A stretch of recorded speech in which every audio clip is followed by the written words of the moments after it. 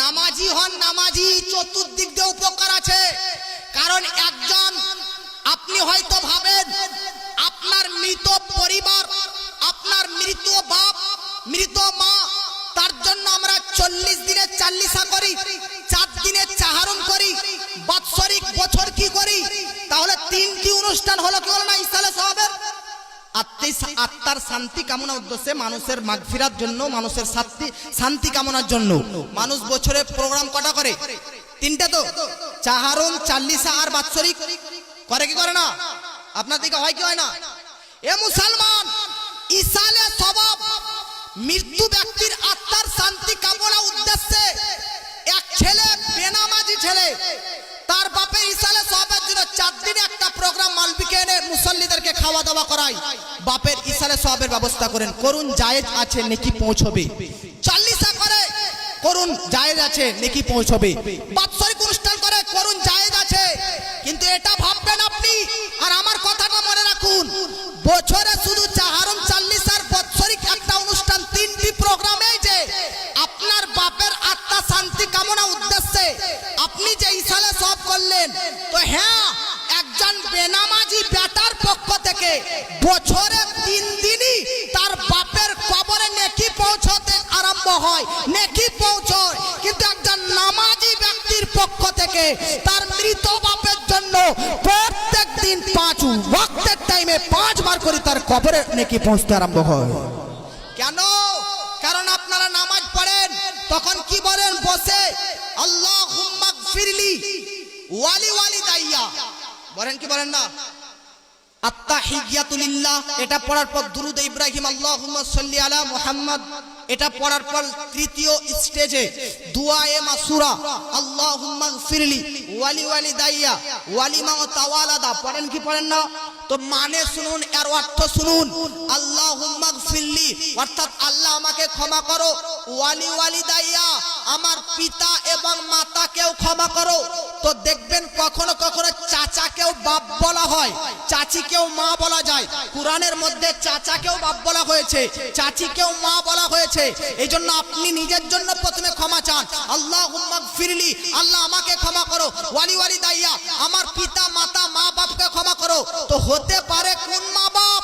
চাচা, ওই চাচা যে চাচাকে বাপ তুলে ডাকতাম ওই চাচা, যে চাচিকে মা বলতাম ওই মাতা পিতা, ওই মা বাপ না।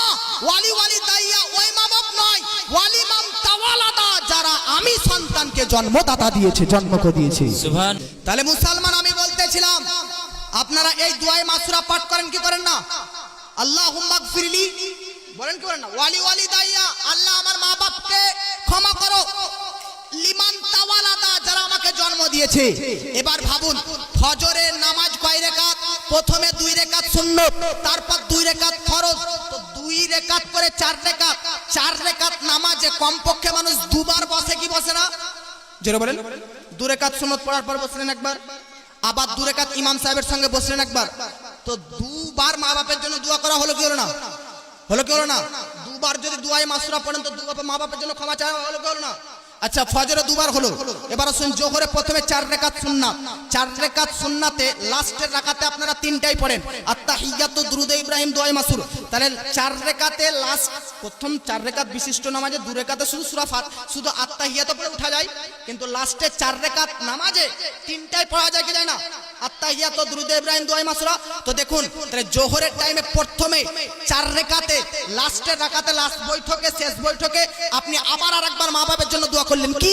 আল্লাহুম্মা গফিরলি, আল্লাহ মাফ করো, ওয়ালি ওয়ালিদাইয়া আমার পিতা মাতাকে, লিমান তাওয়ালাদা যারা আমাকে জন্ম দিয়েছে। তাহলে জোহরের নামাজ একবার হলো, আবার ইমাম সাহেব পড়াবে 4 রাকাতে, আবার বসলেন, আবার এই দোয়াটা পড়লেন, আল্লাহুম্মা গফিরলি ওয়ালি ওয়ালিদাইয়া ওয়ালিমান তাওয়ালাদা, অর্থাৎ আল্লাহ আমার মা বাপকে ক্ষমা করো যারা আমাকে জন্ম দিয়েছে।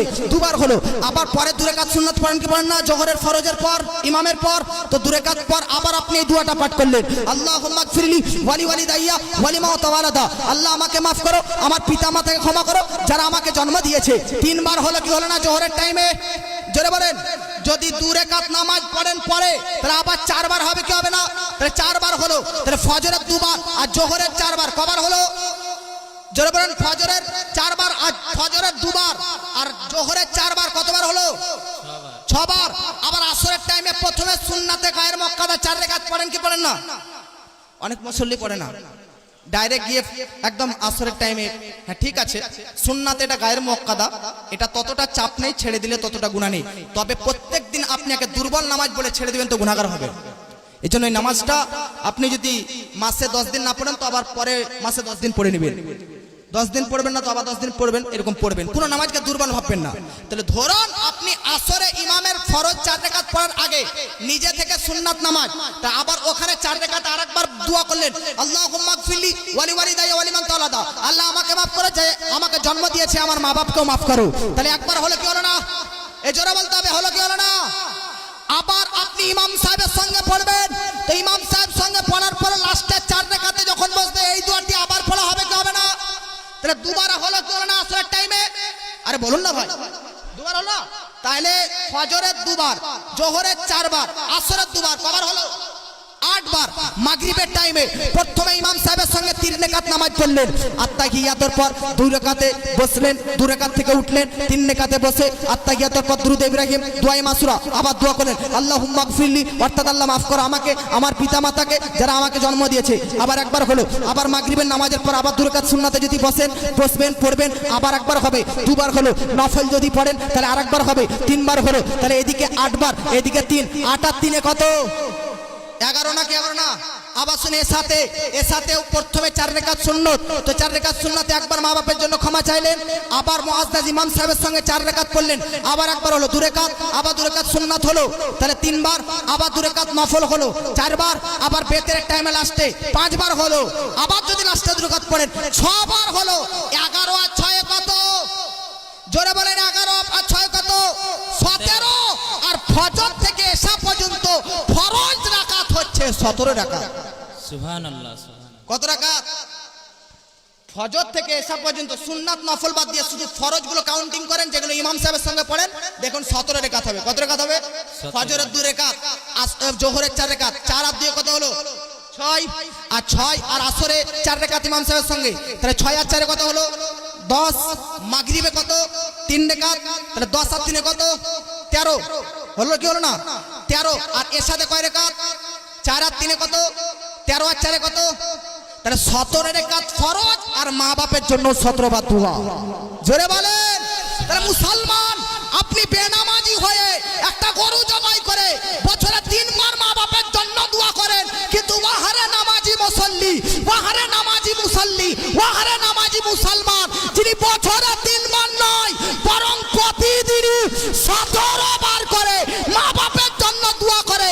আল্লাহ পাক বলে, বান্দা যদি একবার আমাকে ডাক দেয় তো তার ডাকে আমি 10 বার সাড়া দিয়ে থাকি।